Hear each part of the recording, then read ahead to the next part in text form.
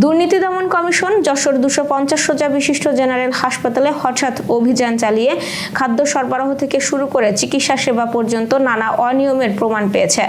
আজ দুপুর 2:30 এই অভিযান পরিচালিত হয়। দুদকের সহকারী পরিচালক মোহাম্মদ আলামিনের নেতৃত্বে পরিচালিত এই অভিযানে উপস্থিত ছিলেন দুদকের ডেপুটি সহকারী পরিচালক মোহাম্মদ তহিদুল ইসলাম, ডিএডি চিরঞ্জীব নিয়োগী সহ অন্যান্য কর্মকর্তারা।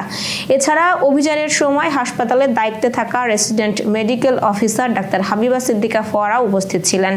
অভিযানের শুরুতে দুদক কর্মকর্তারা হাসপাতালের রান্নাঘরে গিয়ে রোগীদের খাবারের মান পরীক্ষা করেন। রোগী ও তাদের স্বজনদের অভিযোগ, নিম্নমানের খাবার নিয়মিতই দেওয়া হচ্ছে কিন্তু সংশ্লিষ্ট কর্তৃপক্ষ ব্যবস্থা নিচ্ছে না। অভিযান শেষে দুদক কর্মকর্তারা যশোর 250 শয্যা বিশিষ্ট জেনারেল হাসপাতালের তত্ত্বাবধায়ক ডাক্তার হোসাইন সাফায়েতের কার্যালয়ে গিয়ে বিভিন্ন অনিয়মের বিষয়গুলো তুলে ধরেন। তারা তত্ত্বাবধায়ককে অনিয়মগুলো দ্রুত সমাধানের জন্য কঠোর পদক্ষেপ নেওয়ার অনুরোধ জানান।